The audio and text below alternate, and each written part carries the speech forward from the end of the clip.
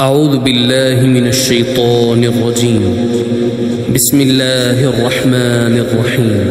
يا أيها المزمل قم الليل إلا قليلا نصفه أو انقص منه قليلا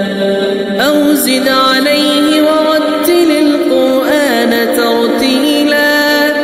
إنا سنلقي عليك قولا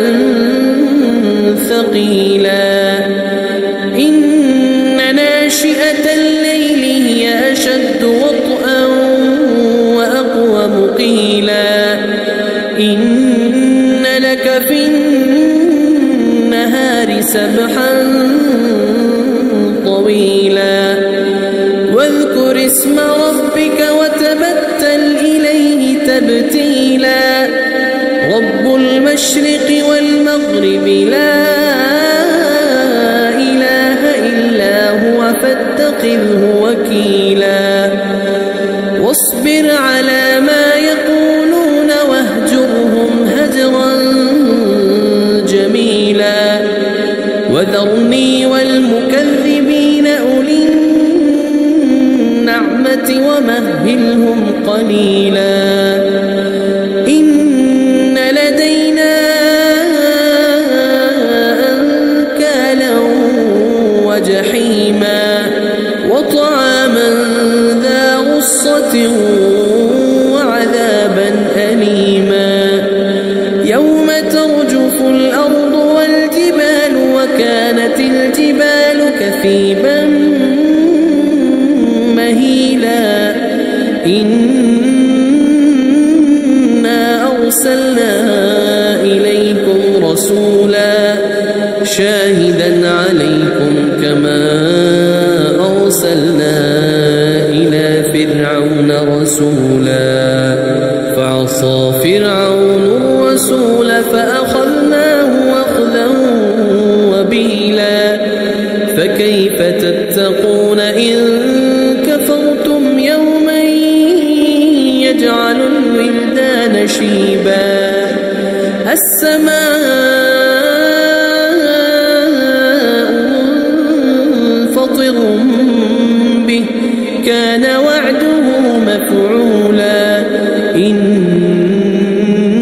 هذه تذكرة فمن شاء اتخذ إلى ربه سبيلا إن ربك يعلم أنك تقوم أدنى من ثلثي الليل ونصفه وثلثه وطائفة من الذين معك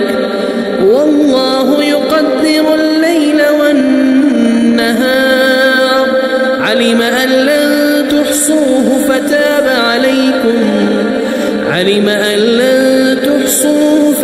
عليكم فاقرؤوا ما تيسر من القرآن علم أن سيكون منكم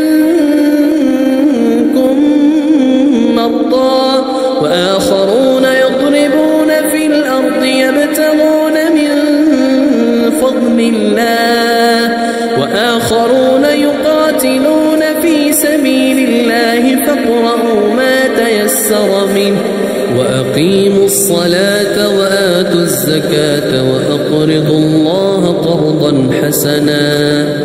وما تقدموا لأنفسكم من خير تجدوه عند الله هو خيرا وأعظم أجرا واستغفروا الله